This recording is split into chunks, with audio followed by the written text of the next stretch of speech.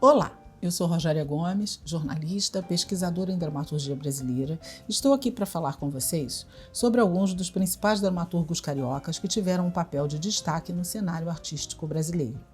As suas obras têm grande valor cultural e nos dão a dimensão do tempo em que foram escritas e continuam, em sua maioria, contemporâneas, muitas inclusive encenadas com frequência. Lembrando a vocês que estes são apenas alguns dos muitos autores de igual valor artístico. Vamos a eles.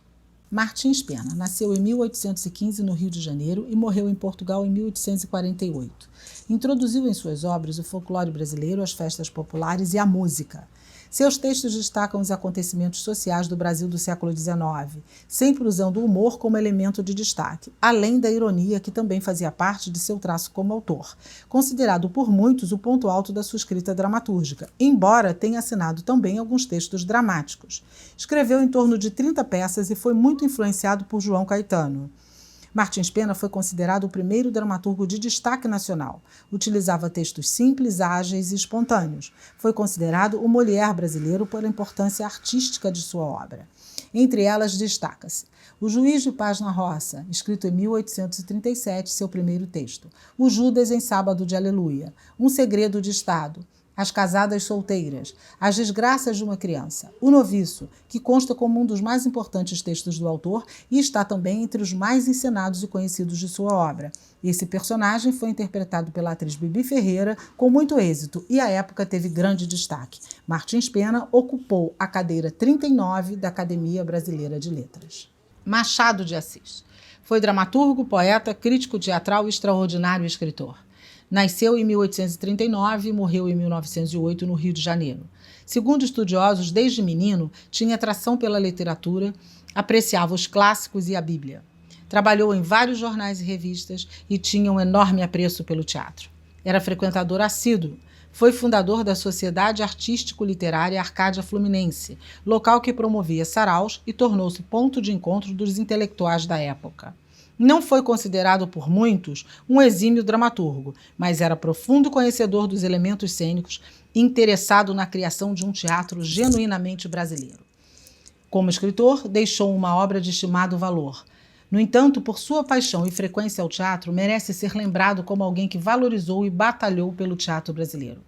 Considerado por muitos o maior nome da literatura brasileira, mas deixa também seu nome figurado entre os dramaturgos de sua geração.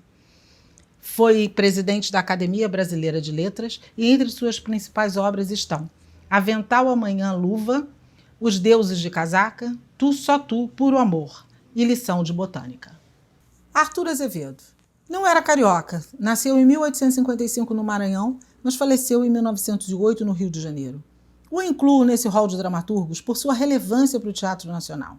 Ele seguiu os passos de Joaquim Manuel de Macedo, que foi um relevante jornalista e teatrólogo daquele tempo, de quem abraçou a sua forma de escrever. Arthur Azevedo foi jornalista, fundou alguns periódicos e também foi colaborador de Machado de Assis. Por sua influência, incentivou e trabalhou para a construção do Teatro Municipal no Rio de Janeiro. Acreditava na importância e na necessidade de se ter um teatro com aquela imponência, com aquele porte, que fosse capaz de abrigar grandes espetáculos, que romperia, segundo ele, com a má fase do teatro brasileiro. Por seu esforço, o Teatro Municipal foi construído, mas não chegou a vê-lo pronto. Ele morreu 9 meses antes da inauguração. Entre as suas principais obras estão Capital Federal, O Tribofe, O Oráculo, O Mambembe. Essa, uma comédia em 3 atos que aborda a relação da cidade e do campo, até hoje entre os seus textos mais encenados. Foi um dos fundadores da Academia Brasileira de Letras e ocupou a cadeira 29. Pelo conjunto da sua obra e pela sua dedicação à construção do mais imponente e importante teatro brasileiro, merece ter o seu nome na relação dos dramaturgos destacáveis brasileiros, mesmo não sendo carioca, mas foi carioca de coração. Joracy Camargo nasceu e morreu no Rio de Janeiro. Nasceu em 1898 e faleceu em 1973. Foi funcionário público, jornalista, teatrólogo, cronista e professor. Trabalhou em vários jornais e revistas teatrais. Escreveu bastante para o teatro e muitas das suas peças foram encenadas pela companhia da atriz Margarida Maxi, que figurava entre as mais atuantes do teatro de revista, gênero que teve singular destaque na dramaturgia brasileira. Primeiro autor a abordar questões do proletariado, como registrado na sua peça A Comédia O Bobo do Rei, escrita em 1931.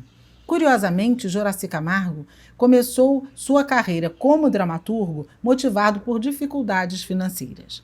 Ficou famoso por ter escrito o espetáculo Deus lhe pague, que foi a primeira peça encenada no exterior e teve mais de 15 mil apresentações no Brasil, dando destaque ao ator Procópio Ferreira, que atuava como protagonista do espetáculo. A peça teve várias traduções, inclusive para o polonês e japonês. Foi autor também de várias séries radiofônicas com temas históricos. Foi ainda professor de teatro e organizou o primeiro Congresso Brasileiro de Teatro. Ocupou a cadeira 32 da Academia Brasileira de Letras. Pascoal Carlos Magno, além de destacável homem de teatro, foi ator e diplomata brasileiro. Nasceu e faleceu no Rio de Janeiro. Nasceu em 1906, faleceu em 1980. Como ator, ele participou da Companhia de Teatro de Brinquedo, que propunha um novo olhar para o teatro brasileiro que se fazia naquela época. Idealizador do TEB, Teatro do Estudante do Brasil, cuja proposta trazia inovação de linguagem e método.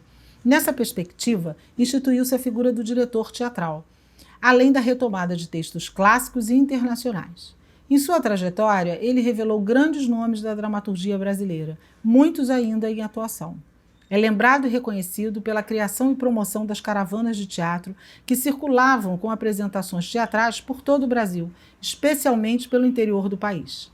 Foi também criador do Teatro Duzi, importante ponto de referência do teatro brasileiro, onde criou oportunidade para novos atores, dramaturgos e práticas modernas de encenação. Sem dúvida alguma, seu nome consta entre os mais valiosos legados do teatro brasileiro.